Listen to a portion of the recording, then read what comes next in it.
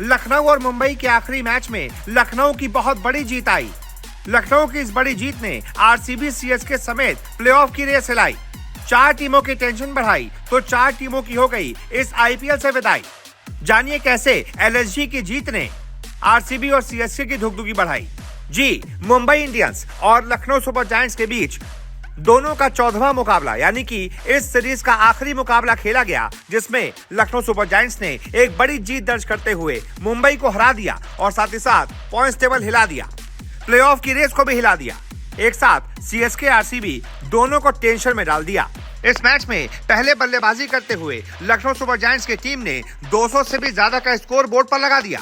लखनऊ की तरफ से पहले केएल राहुल और उसके बाद निकोलस पूरन ने गजब बल्लेबाजी की। केएल ने 41 गेंदों पर 55 बनाए तो निकोलस पूरन ने सिर्फ 29 गेंदों पर धागे ही खोल दिए। 258 के स्ट्राइक रेट, 5 चौके और 8 छक्कों के साथ 75 रन ठोक दिए।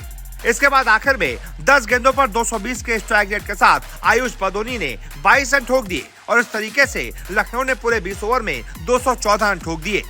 जवाब में मुंबई इंडियंस की हालत खराब हो गई। हालांकि रोहित शर्मा ने शुरुआत बहुत शानदार दिलाई थी। पुराना रोहित शर्मा नजर आया था। 38 गेंदों पर 68 रन बना दिए थे, 10 चौके लगाए थे, 3 छक्के लगाए थे और लगभग 180 का स्ट्राइक रेट था। लेकिन रोहित के अलावा मुंबई का कोई भी बल्लेबाज इस मैच में अपनी छाप नहीं छोड़ पाया। डेवाल्ड ब्रेविस 20 गेंद पर 23 रन बना पाए तो सूर्य कुमार यादव खाता तक नहीं खोल पाए और 3 गेंदों पर 0 पर ही आउट हो गए। कप्तान हार्दिक पांड्या ने 1 चौका 1 छक्का जरूर लगाया, लेकिन वो भी 13 गेंदों पर 16 बनाकर आउट हो गए। फिर निहाल वधेरा आए, वो भी 1 बनाकर आउट हो गए। कुल मिलाकर रोहित शर्मा को छोड़कर कोई भी इस मैच में मुंबई की तरफ से नहीं चल पाया और इस वजह से मुंबई इस मैच को हार गई। अब एलएसजी की इस जीत ने कैसे पॉइंट्स टेबल का सारा गणित उलटफेर कर दिया है, कैसे आरसीबी और सीएसके की टेंशन बढ़ा दी है, ये भी समझ लीजिए। दरअसल लखनऊ इस मैच में जीत से पहले आरसीबी से नीचे थी।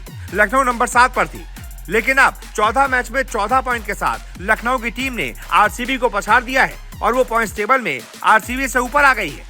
अब सीएसके, दिल्ली कैपिटल्स और लखनऊ तीनों के 14-14 पॉइंट हो गए हैं। अब कोई भी टीम आरसीबी से ऊपर निकल जाएगी तो जाहिर सी बात है आरसीबी की टेंशन तो बढ़ ही जाएगी। लेकिन इस मैच में लखनऊ ने सीएसके की भी धड़कनें बढ़ा दी थी। अगर लखनऊ बहुत बड़ी जीत दर्ज कर देती, 100 रनों से ज्यादा की भी जीत दर्ज कर देती, तो हो सकता है वो सीएसके को भी पछाड़ देती और पॉइंट्स टेबल में नंबर 4 पर आ जाती। लेकिन गनीमत रही कि लखनऊ इस मैच में बहुत बड़ी जीत हासिल नहीं कर पाई। इस वजह से सीएसके अभी भी नंबर 4 पर मौजूद है। अब कुल मिलाकर सारा जो नतीजा है वो आरसीबी और सीएसके के मैच पर आकर टिक गया है। अगर इस मैच को आरसीबी जीत गई तो उसके 14 अंक हो जाएंगे, लेकिन आरसीबी को यह सुनिश्चित करना पड़ेगा कि अगर वो पहले बल्लेबाजी करती है तो कम से कम 18 रनों से ये मैच जीते और अगर बाद में बल्लेबाजी करती है तो 18 ओवर में स्कोर को चेज कर ले। अगर आरसीबी ने ऐसा कर दिया तो आरसीबी नंबर 4 पर पहुंच जाएगी और प्लेऑफ के लिए क्वालिफाई कर जाएगी। लेकिन अगर आरसीबी ऐसा नहीं कर पाई तो सीएसके प्लेऑफ के लिए क्वालिफाई कर जाएगी। केकेआर, आरआर और एसआरएच पहले ही प्लेऑफ में पहुंच चुके हैं, यानी कि जो चौथी जगह है उसके लिए अभी भी 4 टीमें जिंदा हैं, यानी कि सीएसके, डीसी, आरसीबी और एलएसजी। लेकिन इसमें से भी आप डीसी और एलएसजी को बाहर मानकर ही चलिए, क्योंकि इनका नेट रन रेट बहुत ज्यादा खराब है। एक तरीके से अब 2 ही टीमें जिंदा बची हैं, आरसीबी और सीएसके। दोनों में से जो भी जीतेगा, समझ लीजिए वही इस मैच में प्लेऑफ के लिए क्वालिफाई कर पाएगा। हालांकि सीएसके हार कर भी क्वालिफाई कर सकती है। अगर सीएसके इस मैच को 18 रनों से कम के अंतर से हारेगी तो वो हार कर भी प्लेऑफ के लिए क्वालिफाई कर जाएगी, क्योंकि उस स्थिति में सीएसके के 14 मैच में 14 अंक होंगे और नेट रन रेट आरसीबी से ज्यादा होगा। अब ऐसे में आप बताइए, आपको क्या लगता है कौन सी टीम प्लेऑफ के लिए क्वालिफाई कर पाएगी? जो भी आपकी राय हो कमेंट करके जरूर बताएं।